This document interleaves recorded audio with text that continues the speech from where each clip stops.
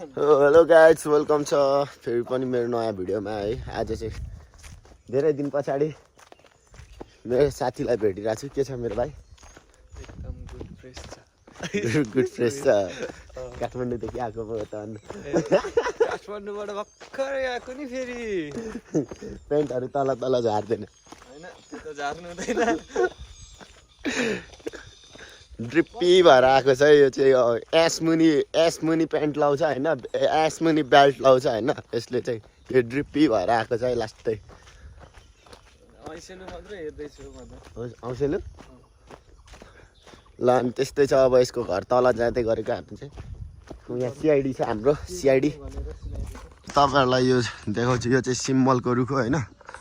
यो चाहिँ यहाँ पारी होइन धेरै टाढा टाढादेखि देखिन्छ है। यो रुख चाहिँ बडै बुढो रुख हो, धेरै पहिलेदेखिको। म जन्मेदेखि नै देखेको। अहिले 22-23 वर्षको भयो, अझै पनि यस्तै छ यो होइन।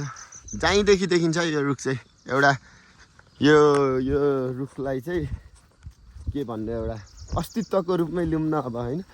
के पो भन्छ हो नि होइन, हो क्या त्यस्तै क्या। यो चाहिँ डेन्जर रुख हो। यो चाहिँ धेरै टाढा टाढादेखि देखिन्छ। अनि यहाँ चाहिँ हाम्रो ऊ छ अब च्यान गाडी छ। हामी लिम्बूहरूको चाहिँ अब डाँडातिर ल्याउने त्यस्तो छ नि त चलन चल्तीमा। अनि यहाँ चाहिँ उयो हाम्रो समाधि स्थल भनौँ न। यहाँतिर पनि पहिले थियो है, तर यो पुरानो रोडले निकालिदिएकोहरू हो। ल अनि हामी चाहिँ एकछिनमा सिआइडी आइन्छ। यो सिआइडी चाहिँ मेरो वफादार साथी हो क्या। यसले कहिले साथ छोड्दैन। यसको लुप भनेको चाहिँ जुका हो होइन। यसले कहाँ पानी खायो होला जङ्गलमा, त्यो छिरेको थियो। निक्ल्यो कि निक्लेन यसको लुप जुका लुप भन्छ अब हाम्रो भाषामा होइन। तर मुछहरू पनि वाइल्ड आइसक्यो यार मेरोमा। बुढो भयो नि यार अब त। चेडी ए हजुर भन्छ है। हजुर भन्छ र म्या। अनि यो चाहिँ जोरकुलो हो, यसको गाउँ हो यो चाहिँ। यो चाहिँ जोरकुलो कडा हो। जोरकुलो पुग्यो फाइनली। के ए हाम्रो अनि त्यो त देखाइहाल्छु नि म अब। अनि यहाँदेखि उता चाहिँ पर जाने बाटो, यहाँदेखि यता 1309 डाँडा जाने बाटो, यहाँदेखि उता फिरिम जाने बाटो, अनि यहाँदेखि माथि चाहिँ हाम्रो नेपालको सबभन्दा राम्रो ठाउँ मेरो गाउँ जाने बाटो। अनि गाइज है तपाईँहरूलाई देखाउँछु। यो चाहिँ यहाँ चाहिँ एउटा शालिग बन्दैछ होइन।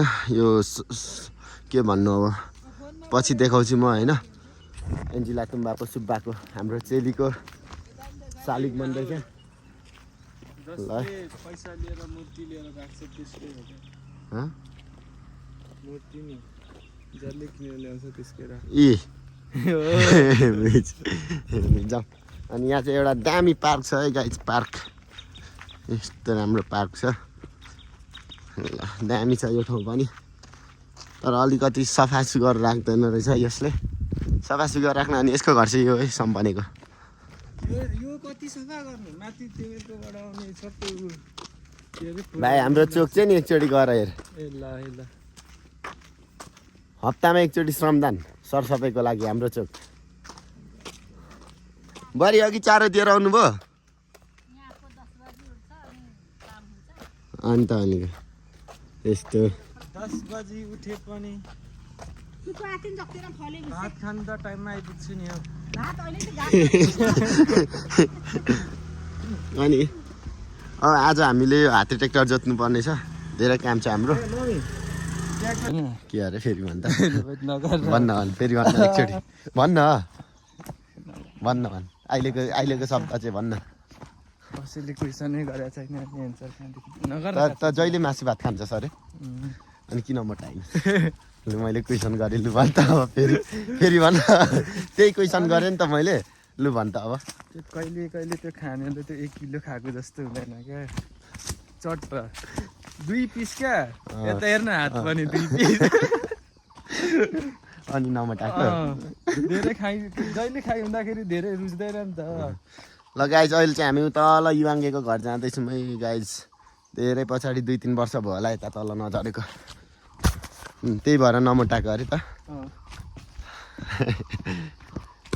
गफ त मकैहरू पनि दामी भइसकेको छ यार यहाँतिर त अब यो अनि यहाँ त के अरे सानो झापा होइन नि के अरे यस्तो भन्न सानो झापा है यस्तो भन्न यहाँ त खोर्सानी रोप्दा मुजी सुन फल्छ भन्न होइन सानो झापा तर बिस्तारै नै लडेर फेरि तल पस्ने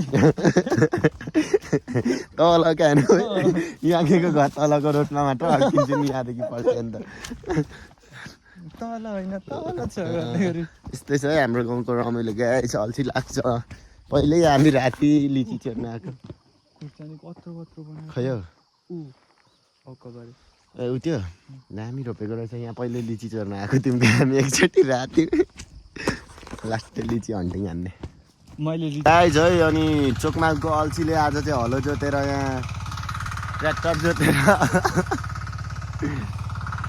के छ भाइ अनि ट्र्याक्टर जोतेर कस्तो भइरहेको छ अहिले भन्न होइन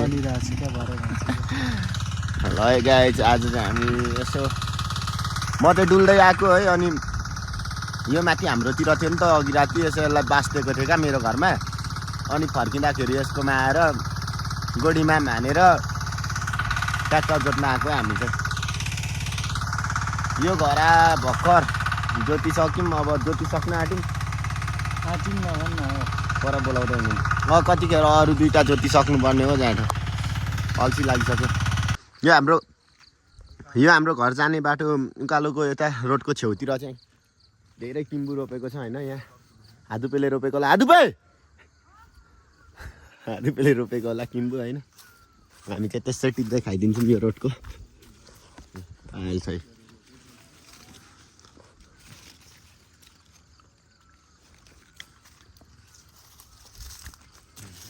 माथिसम्म किम्बु नै किम्बु छ अरू बाटैभरि